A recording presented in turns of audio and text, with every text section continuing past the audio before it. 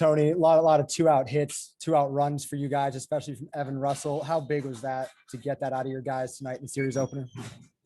Yeah, I mean, Frank called it, the run we got in the 8th. It's just hard to put into words how big of a run that is. But, yeah, the guys had some fight to them, tonight, and it made it tough for the other pitchers to finish the inning. And we obviously saw some great stuff. But even some at-bats where there wasn't production, there seemed to be a little extra push from our guys to either extend the inning or capitalize when we were able to get guys on base. Hey, Tony, it seemed like every time Florida was able to score a run, you all had an answer. What does that just say about this team, that they were able to be composed when the adversity kind of hit tonight? Yeah, composure is a great word, because I think we handled a really sloppy 7th inning well, or as well as we could have. We wiggled out of it, if you want to call it that. And then also Sean Hunley brings some composure out of the pen in a tough situation. But I think determination is a great word to kind of describe the group's mentality, where it's at right now, kind of the vibe they put off. And so I think that kind of stems from that deal they got going on right now. Next we'll go to Ben, then Ryan, then Wes. Tony, just with how Sean and Chad pitched last Friday in Tuscaloosa, just for them to bounce back the way that they did tonight, and Chad even had to go through some adversity tonight. Just what did you see from those two?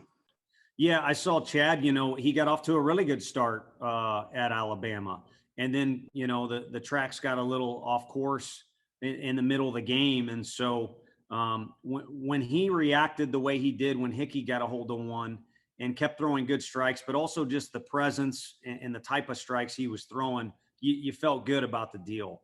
And then as you look back now at the entire body of work, it was a complete outing. And in the SEC, I guess there have been some outings that are super, glossy or close to perfection, but that's not who our team is. And I don't know that's who Chad is, but it is a deal where he'll do whatever it takes to help our team win. And then when he gets out of the game, he'll do the exact same thing from the bench. And the guys respond to that. Another question about Chad, just what gave you the confidence in him in that 7th inning when he'd thrown in pitches in the 90s and then into the 100s to keep him in the game to get out of that jam? Part of it was his game. There were some other things that went into it, but I think a good little rule of thumb is go with who you think the best guy is in the situation. And for whatever reason, my gut told me it was Sean Hunley really early in the game last weekend. I don't know that was fair to Chad, because he's kind of the horse we're going to ride here as we move through the end of the year. But he has the stuff to get the guys out. The way he was throwing the ball was better than last week. He was under control and had conviction. Even his misses were good. But ultimately, for me, the strategic answer was he had taken ownership of that game, and it was his game to kind of sway one way or the other. And when we go into a home game with 6 outs left, and really we had 9 outs left technically if we needed, and the game's tied, I like our chances. Yeah, Tony, what is it about Evan sort of in these big moments? It seems like, you look at the average, and I know he's a little dinged up to start the season, but what is it about him just kind of in those moments? He's kind of always been like that a little bit. Yeah, I think there's unwavering confidence there. I really do feel that way.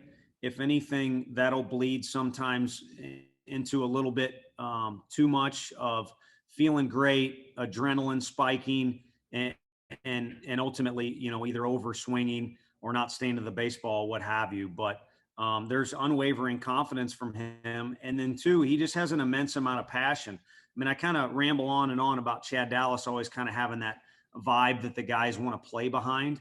Well, Evan's the guy that the coaching staff, and I think I can speak for his teammates, they want him on the bus, and they want him in the hotel room, and they want him in the locker room, and they want to be around him during warmups and in the dugout, because he has passion oozing out of his veins.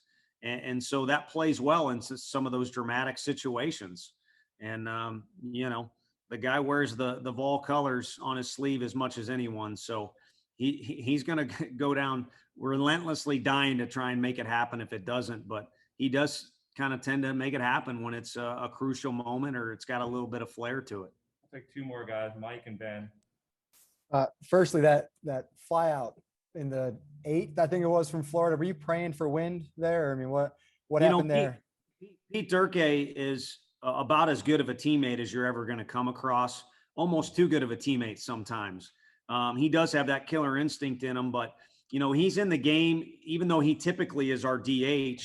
He's in the game. He's actively watching, and he pointed it out to everybody before they went out on defense. The wind has picked up, and so because Pete was so demonstrative about it, when the ball was hit, I think everyone kind of knew it was going to hang up a little bit.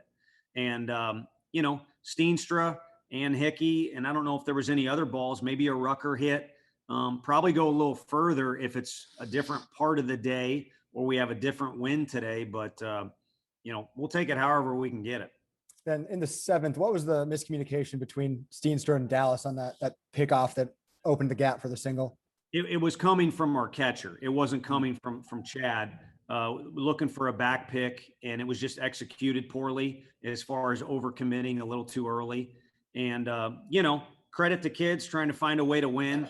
But as intense as this league is and as complex of a league it is, you know, we just kind of talked about, you know, doing simple things great is kind of what puts you in a position to succeed. But it doesn't mean we can't do it again. I mean, heck, we technically did have a back pick later on.